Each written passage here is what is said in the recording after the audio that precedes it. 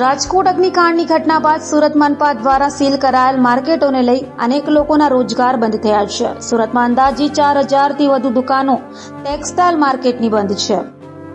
રાજકોટ અગ્નિકાંડની ઘટના બાદ મોડે જાગેલ સુરત મહાનગરપાલિકાના તંત્ર દ્વારા કાર્યવાહીનો દોર શરૂ કરવામાં આવ્યો છે.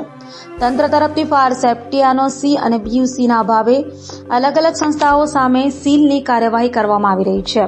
છેલ્લા એક અઠવાડિયા દરમિયાન સુરત મહાનગરપાલિકા દ્વારા અંદાજિત 1000થી પણ વધુ મિલકતોને જરૂરી ડોક્યુમેન્ટ્સના અભાવે સીલ કરવામાં આવી છે. સુરક્ષાની બાબતોને લઈ તંત્રએ કડકાઈ શરૂ કરી છે, પરંતુ તંત્રની આ કડકાઈ સામે સુરત ટેક્સટાઇલ ઉદ્યોગનો વેપાર ખોરવાઈ રહ્યો છે. સુરતના રિંગ રોડ વિસ્તારમાં આવેલી ટેક્સટાઇલ માર્કેટની અંદાજિત 4000થી વધુ દુકાનો હાલ સદંતર બંધ પડી છે, જે દુકાનોને તંત્ર દ્વારા ફાયર સેફટીના અભાવે સીલ કરવામાં આવી છે. તંત્ર દ્વારા કરવામાં આવેલી આ કાર્યવાહીના કારણે ધંધો વેપાર તો ઠપ થઈ ગયો છે, પરંતુ તેની સાથે કામદારોની રોજગારી સામે પણ સવાલ ઉભો થયો છે.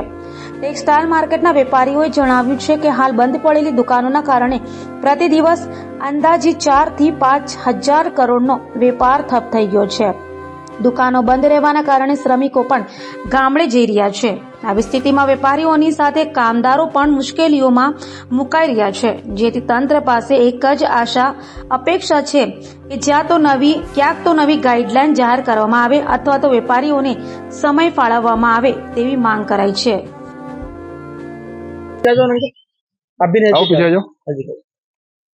आपका नाम? अनिल बागड़ा। अनिल जी, राजकोट के बाद मार्केट में किस तरह की कार्रवाई हो रही है, क्या कहेंगे?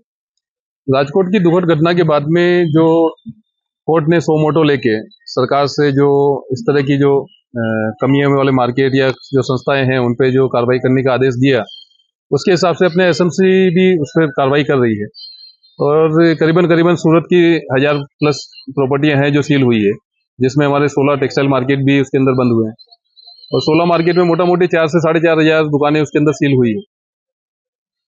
क्या दिक्कत हो रही है मार्केट से दुकान सील होने की वजह से? दुकान सील होने से सबसे बड़ी तकलीफ तो आज 4500 व्यापारियों के रोजगार बंद पड़े हैं। आज हफ्ता भर निकालना रोजगार दुकान बंद में तो व्यापारियों को बहुत बड़ी दिक्कत है। वैसे भी मंदी की चपेट से वो बोल नहीं पा रहे हैं और आप इस तरह से और उन पे प्रेशर करोगे तो अपना घर बार कैसे चला पाएंगे?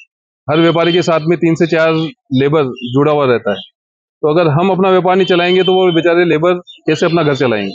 तो सरकार को इस बारे में सोचना चाहिए। अभी क्या मांग है आपकी सरकार से एक ही मांग है कि आप सील जो भी लगी है प्रॉपर्टी, आप सील प्रॉपर्टी खुलवाइए। जो कमी है हम आपको कमी वो पूरी करके देते हैं। जो भी अगर कोई नॉर्म्स में अभी कमी है तो हम मार्केट खुलने से ही उसका समाधान होगा, ना कि मार्केट बंद रखने से।